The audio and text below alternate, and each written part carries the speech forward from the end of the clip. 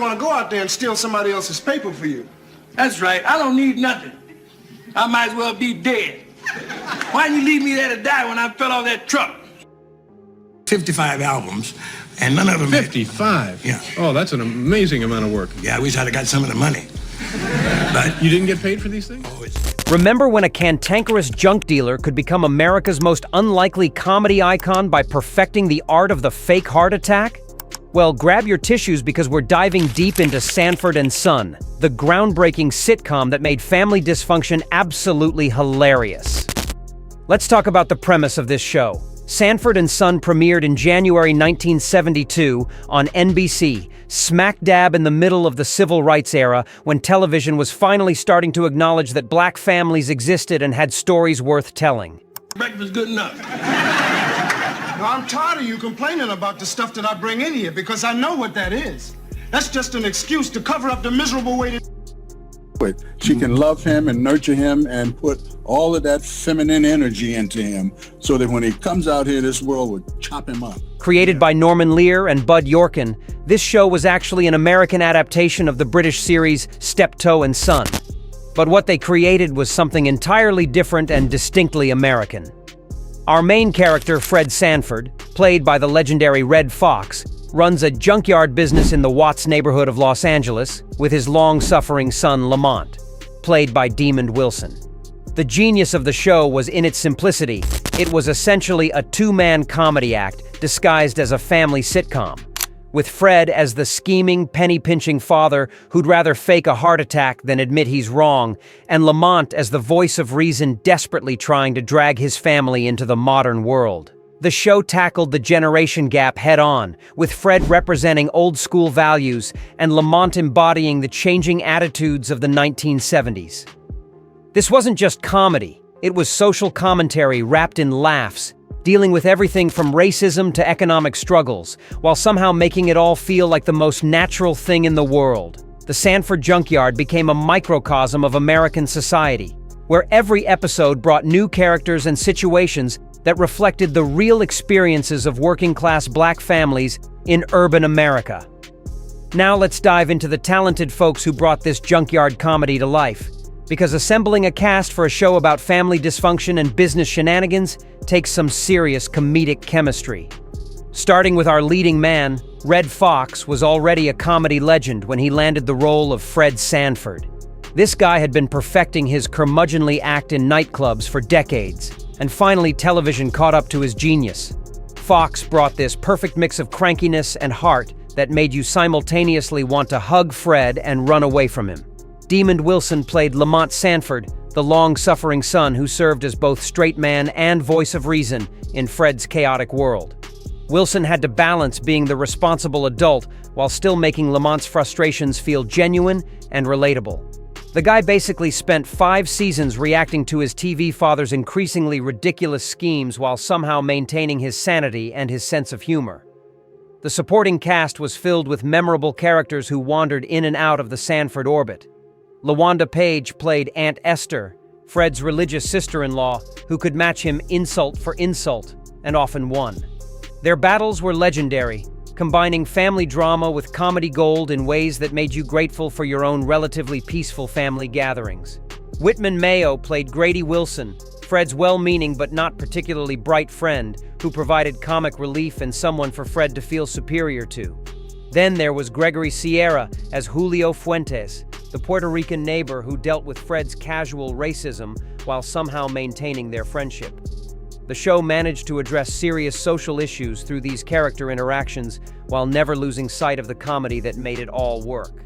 Now let's talk about the gloriously budget-conscious world of 1970s television production, where creativity had to make up for what the wallet couldn't cover. Sanford and Son was basically a masterclass in making comedy gold happen in the most stripped-down setting imaginable, and honestly, that simplicity was part of its genius. The main set was Fred's junkyard, which looked exactly like what it was supposed to be.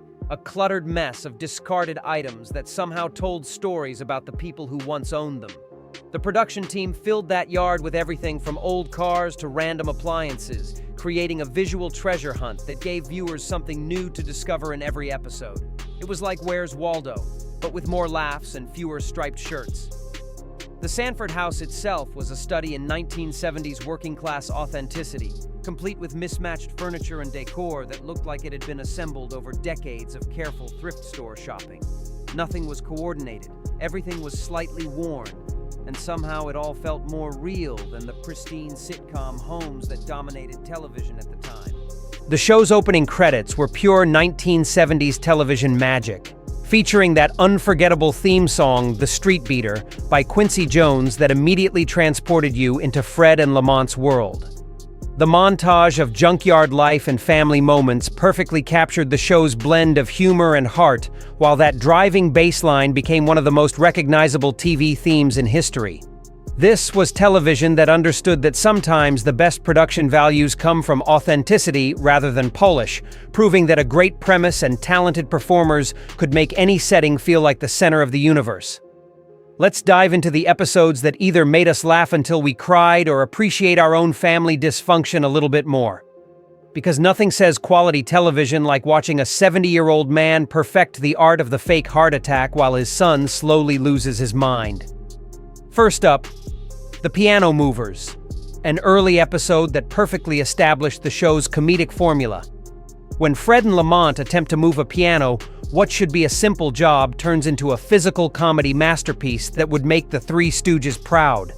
This wasn't just slapstick, it was a carefully choreographed dance of frustration and miscommunication that somehow made moving furniture the funniest thing on television. Then there's Fred's Treasure Garden, where Fred becomes convinced he's found buried treasure in the junkyard and enlists everyone to help him dig. The episode was classic Fred Sanford, taking a completely ridiculous premise and committing to it so completely that you almost started believing treasure hunting in a Los Angeles junkyard was a reasonable retirement plan. Watching Fred's delusions of grandeur crash into reality never got old. The heart attack episodes deserve special mention because Fred Sanford turned fake medical emergencies into high art.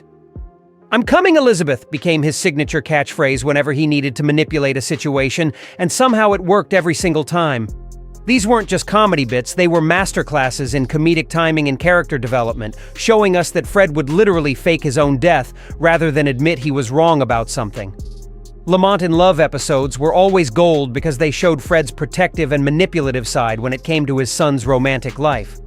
Watching him sabotage Lamont's relationships while claiming it was for his own good was both hilarious and genuinely touching, proving that even the most dysfunctional families are held together by love, even when that love is expressed through elaborate schemes and emotional blackmail. Let's talk about that absolutely iconic theme song that's probably playing in your head right now, because The Street Beater by Quincy Jones didn't just introduce a TV show, it created a whole mood that perfectly captured the spirit of 1970s urban comedy. This wasn't just a catchy tune, it was a musical mission statement that told you everything you needed to know about what you were about to watch. The opening credits were a masterpiece of economical storytelling, featuring shots of the junkyard, the neighborhood, and glimpses of Fred and Lamont's daily routine, all set to that driving, funky bass line that made you want to dance along.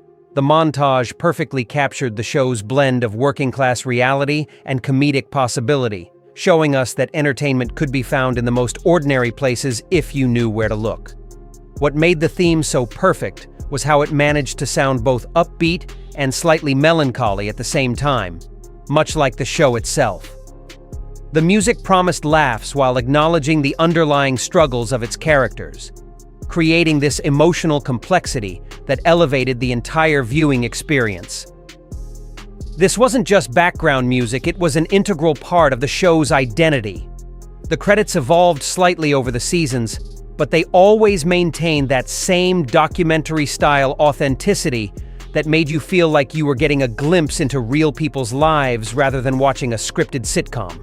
Quincy Jones created something that transcended television music, giving us a theme that became part of the cultural soundtrack of the 1970s and proved that great music could make even the simplest television premise feel epic and important. Now let's dig into the lesser-known facts that even the most dedicated Sanford and Son fans might have forgotten, because every groundbreaking 1970s sitcom comes with its share of production drama and creative decisions that would make modern television executives break out in cold sweats. The show was actually based on the British series Steptoe and Son, but Norman Lear completely transformed it for American audiences, changing the setting, the characters, and most importantly, the cultural context. What worked as a British working-class comedy became something entirely different when filtered through the African-American experience in 1970s Los Angeles, proving that the best adaptations don't just translate, they completely reimagine. Red Fox was already a comedy legend when he was cast as Fred Sanford, but television was actually a step down for him financially. The guy was making serious money in Las Vegas nightclubs and had to take a pay cut to do the show, but he believed in the project's importance and wanted to bring authentic black comedy to mainstream television.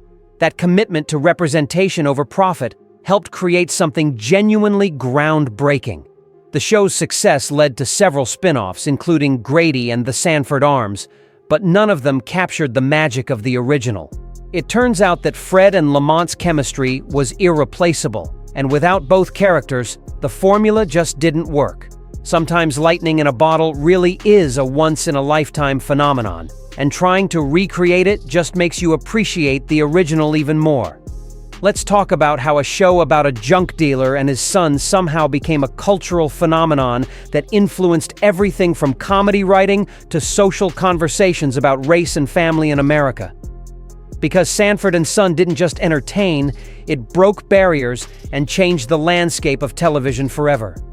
The show was groundbreaking for putting authentic African-American characters at the center of a mainstream sitcom without making their blackness the punchline. This was television that showed black families as complex, funny, and relatable rather than as stereotypes or social problems to be solved. Fred and Lamont were fully realized characters with their own motivations, dreams, and flaws, paving the way for more diverse representation in television comedy. Red Fox's influence on comedy cannot be overstated. His timing, delivery, and ability to find humor in everyday situations influenced generations of comedians who came after him. You can see his fingerprints on everything from Richard Pryor to modern stand-up comedy, proving that sometimes the best humor comes from truth rather than setup and punchline. The show's impact on family sitcoms was enormous, proving that dysfunction could be funny without being mean-spirited. The Fred and Lamont dynamic became a template for countless father-son relationships in television, showing that love and exasperation could coexist in the same household. From All in the Family to modern shows like Atlanta, you can trace a direct line back to Sanford and Son's blueprint for finding comedy in generational conflict. The phrase, "I'm coming, Elizabeth," became part of the cultural lexicon, referenced and parodied countless times in everything from other TV shows to hip-hop lyrics. It proved that great comedy creates its own language that transcends the original context and becomes part of how we communicate with each other.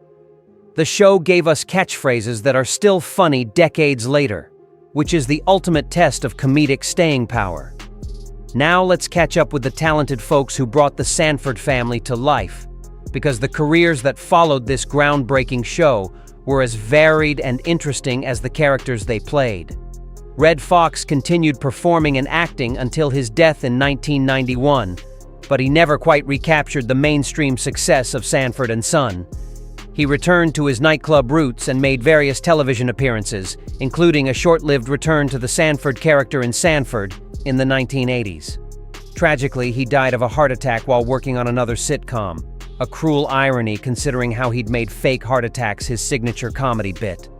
Demond Wilson continued acting after the show ended, appearing in various television movies and series throughout the 1980s and 1990s. He eventually became an ordained minister and wrote several books about his experiences in Hollywood and his spiritual journey. Wilson proved that there was life after being television's most patient son, finding meaning and purpose beyond the entertainment industry. The supporting cast members went on to various projects, with some finding success in other television shows and films, while others moved away from entertainment entirely. The show launched several careers and provided a platform for African-American performers to showcase their talents at a time when such opportunities were still relatively rare in mainstream television. Sanford and Son remains relevant because it understood that great comedy comes from real relationships and authentic situations rather than elaborate setups and punchlines. The show proved that you didn't need expensive sets or complicated plots to create something genuinely entertaining. You just needed great characters and the willingness to find humor in everyday life. And that's our deep dive into the junkyard comedy that changed television forever. Drop your favorite Fred Sanford moment in the comments below, and don't forget to like and subscribe for more classic TV deep dives that prove the 1970s really were television's golden age. Thanks for taking this nostalgic journey with us.